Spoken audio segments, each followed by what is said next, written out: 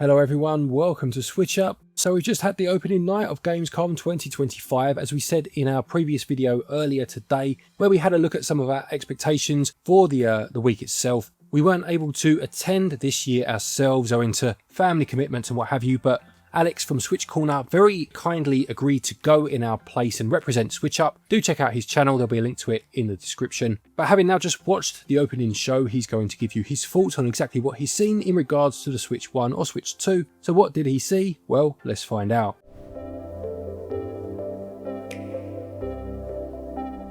Alright, so I just got back from Gamescom Germany. Back to the hotel, that is, not to England. That would be very impressive if so.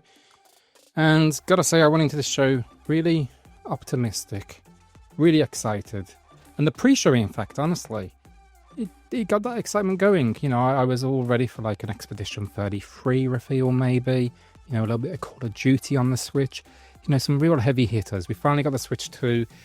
It's been a bit like weak over the last couple of years. It's been hard to be a Nintendo fan. And for me, honestly, transparently, I'm putting it straight out there. Nintendo, not making it easy, that is for sure. So yeah, let's jump into what we saw. There's not too much to go through, unfortunately, and we'll talk about it at the end. But yeah, do me a favor, after you've watched this, go check out my channel. Mark and Glen were kind enough to send me to Gamescom, of course. Different voice, you probably noticed that. My channel is SwitchCorner. Hopefully that is linked somewhere down below. But yeah, let's get straight into it with the pre-show. So first up was Bubsy, and I like the look of this. Bubsy 4D. I'm not sure what they're going for with the whole 4D thing. But if you're a platformer fan, this one looks like a pretty decent little entry, honestly. 3D platformer. I like the visual style. The character, gotta be honest, I don't know too much about. Didn't really grow up playing Bubsy, but I've only heard good things about the character. It comes from Atari that have been a little bit hit and miss. I think they were the ones that butchered Roller Coaster Tycoon. But they've had a few good releases, and they kind of like swim around that middle ground, shall we say. But I'm expecting with this one, AA pricing. I think if you're a platformer fan, it's absolutely going to be worth taking a look at. I'll be taking a look at it for sure. I don't think it's going to be genre defining or anything. But yeah, that's Bubsy. Like the trailer. Let's see what the features are like, what the gameplay is like. But I've got pretty high hopes for, I guess, yeah, you know, what it is.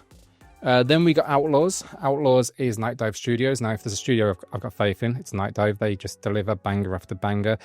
I won't say they're dedicated purely to it, but they do a lot of like remasters and remakes. This is another one. Now, I'd never actually heard of this game before personally. It's a LucasArts first-person shooter, but I love LucasArts. I know that. Like Mark SwitchUp, I'm a big point-and-click head, and they were pretty much like god tier back in the day. So I'm really excited and a little bit curious to see their take at a first-person like Wild West shooter. Not a lot else to add, honestly. I really like the visual style. It looks super clean what they did show us in the trailer. And yeah, I guess for me it's just a curiosity piece. If you ever played it, well, it's not my channel, but let us know in the comments. I'm sure Mark and Glen would love to hear your thoughts on Outlaws and thoughts on all games shown in the Gamescom and what you thought of the actual event itself. Yeah, I'm really curious to this one. Not many LucasArts games I haven't heard of, so this was a nice surprise. Now, probably one of the big, it was the biggest one actually for me from the pre-show. He-Man, I believe it was Masters of the Universe. Glen did ask me, is it based on old school He-Man or some sort of new school version? It's definitely old school. I don't know if there's a certain era for this, but look, as a beat 'em up fan, we've been eating so good recently. You know, Streets of Rage 4, Shredder's Revenge, and this looks like another potential winner. I'm hoping for a game that goes quickly into my top 10 beat-em-ups on the Switch, that is for sure. I did have very briefly the same feeling for G.I. Joe, and look how that turned out. But this one looks very cool. I love the animations. He-Man as a character is just awesome. I'm kind of hoping for like a Golden Axe vibe here for anyone old enough to have played that one. But yeah, I'm all for this. It's exactly what I would want from a He-Man game. I think they've gone for the nice old school chunky pixels. The worlds look interesting. There's some good enemy variety from what I've seen, at least in this very minimal trailer.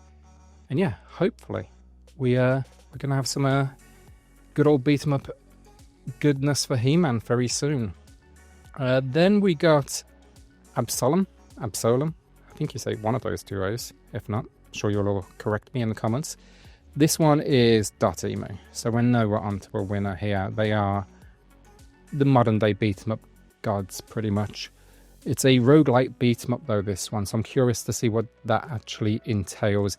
They kind of threatened the same thing with Double Dragon recently, and it wasn't particularly intrusive, which was a good thing because it was such a classic series to kind of mess with. But this one, I'm hoping they kind of go all in. I loved what I saw. The hand-drawn animation is beautiful. It started with this very cool, like, animated cutscene. I don't remember that much for the trailer. Probably is, actually. But it kind of got me... It gave me, like, Dead Souls vibes. And that is never a bad thing. So, yeah, I'm definitely going to be checking. This one's very quickly flew up my wish list, personally. And hopefully it jumped out at a few of you. If you did watch the show and potentially missed that one, it may be because at the end it didn't show any platforms the game's coming to. I did a little bit of research and they does confirm on their website Nintendo Switch. Nintendo Switch 1, not 2 sadly, and that was kind of a theme of the show today. Not much like Nintendo Switch 2, and I thought, I was hoping to see that logo a lot. Wasn't the case. All right, next up for the pre-show and the last thing, and I don't even know if we can consider this really a game. It's not a game really, is it? Sonic Racing Pac-Man character crossover. Well, I got the notes here and I just put crossover thingy. It seems that Sonic is going into Pac-Man 2 3D World and Pac-Man is going to be in Sonic Racing. Whether this is paid or free, I didn't actually catch that, honestly. And it's 1 AM now here, so I'm not going to check, honestly. Someone fact check that for me. But this is not to devalue these games either, just so you know. Pac-Man World, I played it back in the day, played the remake, remaster, whatever you want to call it, loved it. Sonic Racing, Sonic Cross Worlds, can't wait for. I think that game looks like an absolute banger. I think it's going to be incredible. The Switch 2 when it comes to races, we've got like Kirby coming up, we've got Mario Kart, now we're going to have Sonic. But I'm really excited for both of these games. I'm just not like, I don't go to Gamescom to hear about a character being included or whatever else. So yeah, there's that one. Then onto the main event, the big show, and the big show wasn't that big for Nintendo Switch, unfortunately. Let's get the small bits out of the way first. Titanic Scion, Damon McAna. There's a demo out now that actually releases in like 2 weeks. I can't wait to check out the demo. Really excited for this game. I'm glad it's getting another shot and a sequel because that first game was so undervalued by the Switch audience and it really was damn good. So I'm hoping that one's going to knock it out of the park. Then we got...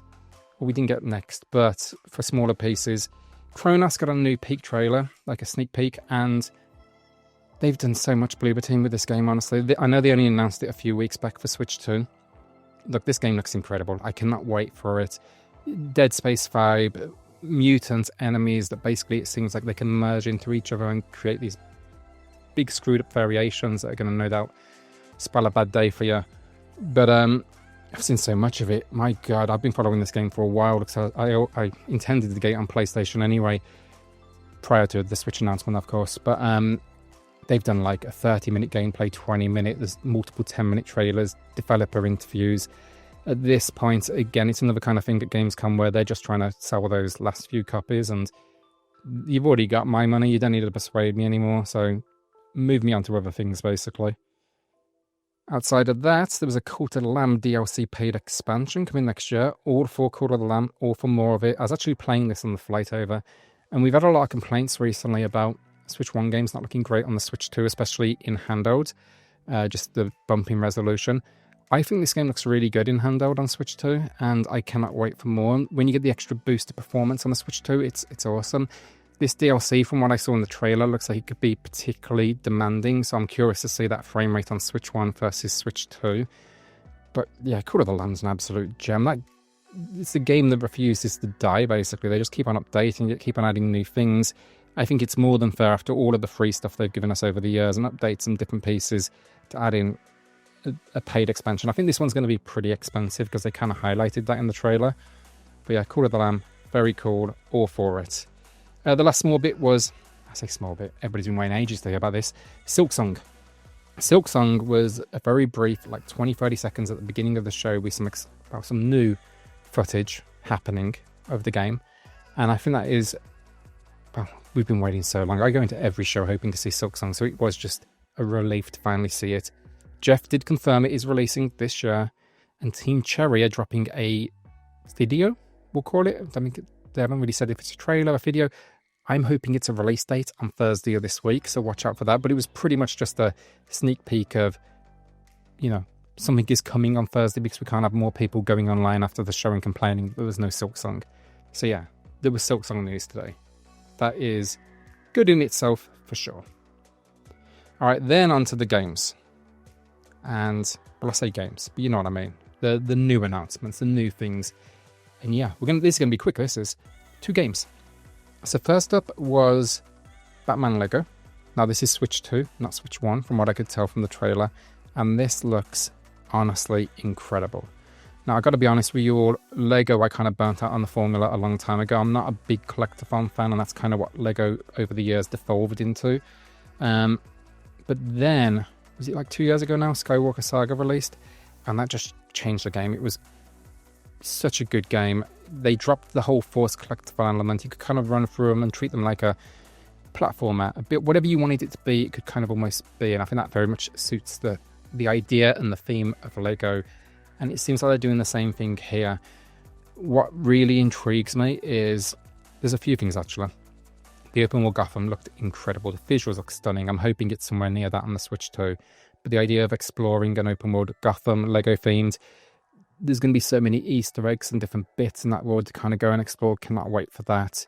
The combat, though, is the big bit. The combat looks like they ripped it straight out of Arkham in the Lego form. A lot of like deflections and counters. Really interesting. But it actually looked really solid. See, I'm all for this one. I really didn't expect when Lego popped up on screen. I was like, okay, here we go, another Lego game. But no, this one caught me off guard. It surprised me. That's a good thing. The other bit as well is the very difficulty options, like a normal and I presume a hard difficulty. So that's a nice little inclusion. I can't imagine it's going to be like, you know, hard like a lot of games. It's probably going to be a little bump, but I'll take it. Something to add a little bit of challenge to the mix. You don't go into a Lego game expecting that. So I think that could be a fun vibe. So Lego Batman, the surprising game of the night for sure. And I think everybody should keep a close eye on that one because I think it might surprise you, honestly. It doesn't look like it's just going for that typical, let's say, Lego fan base. It's trying to spread its wings a little bit. And yeah, might be a surprise hit. No doubt it's going to sell a ton anyway, with or without us. So there's that as well for them. I'm sure they're fine. The last up game was Indiana Jones. This is a big one. Like, I played this on PlayStation, absolutely adored it. I played it on PlayStation and a bit on Xbox as well. Don't really know why I paid for the PlayStation version when I got Xbox, because I just Game Passed it. But yeah, if you're an Indiana Jones fan, play this game. Bethesda absolutely nailed it. You'll know immediately in that the first like couple of levels, you have like the boulder run from the movies, you go to Venice, and it just captures the character perfectly. The voice work, if I'm right, it's 1 a.m. here in Germany, so yeah, sorry if I'm not. But I'm 99% sure it was Troy Baker, and he just crushes the impersonation, we'll call it. His indie is spot on. That's so important in a game like this when it's such a legend of a character. But yeah, the gameplay as well. It's first person, some really cool creative puzzles. The combat's really good, gunplay and the whip. It's just beginning to end. It's one of those games that kind of puts a smile on your face if you love the character, and that's really, in my opinion, all you need. I'm definitely curious to see performance though, because it's not open world in the sense of, you know, you can go as you please wherever you want. It's more like small, decently sized sandbox locations. So Venice, you kind of explore the streets. Venice, the Vatican, I believe it. Who knows? Again, 1 a.m. Basically, the locations you can go to are a decent size. The graphics are beautiful. So I'm really curious to see how they do that on the Switch. But otherwise, if you are an indie fan, if you're like an action RPG fan, this is a game that should be flying towards the top of your wish list. My only disappointment with it, I guess, is there's a DLC expansion coming out this year for the other platforms. They've said this won't be arriving on Switch 2 until 2026, so we've definitely got a little wait ahead of us. And yeah, that was Gamescom. I was definitely expecting more. Nintendo are really making it hard to love them right now. For me, I was sitting there at one point during the show and I forgot I was supposed to be taking notes on Switch games because just nothing was popping up. And I was actually sitting there thinking, oh, if I change my name from like SwitchCorner to All Console Corner, would too many people mind? Because there's loads of great games in here I really want to play.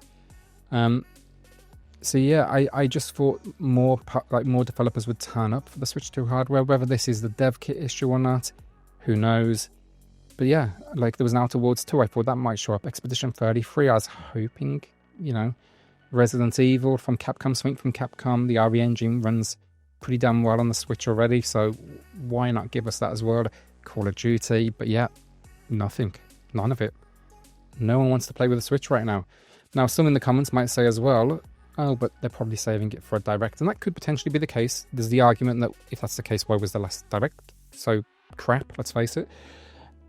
The reason being is pretty clear, honestly. Gamescom want the world exclusive for these trailers, so we might get a true Nintendo Direct very soon, and we see some absolute winners. But it would be really surprising if that was the case, because Gamescom is by far the largest platform for a new video game launch, pretty much what it is in the world. So why you would skip that so you can go into a Direct on YouTube? And don't get me wrong, that pulls in numbers for sure. But I just think that they would have used this platform first and then done a follow-up with a Direct with more gameplay, more news, more features, all that kind of good stuff. But yeah, that was my impressions of Gamescom. I appreciate being here in Germany, thanks to the gents from SwitchUp, but very difficult to hide my disappointment, I will say that. But look, we got 3 more days here, got some great things to check out on the floor. Nintendo booth is popping, that's kind of the surprising thing. They've went big. I'm hoping tomorrow I get to play like Elden Ring, Silk Song, amongst others, honestly. They've got Borderlands on show as well.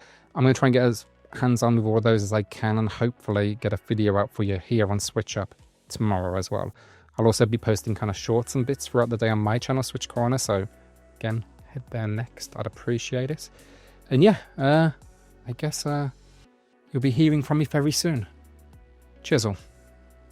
So there you have it then. That's the opening night wrapped up for Gamescom 2025. Thank you again to Alex for going and representing SwitchUp for us. And thank you for providing your thoughts. We'll have some more content as the week goes on of things that he sees relating to the Switch 1 or Switch 2. And do put your comments down below as to exactly what you're looking forward to most as the week goes on. Thank you to our patrons and our channel members for your continued support. And to each and every one of you for watching our videos. Take care, and until next time, happy gaming.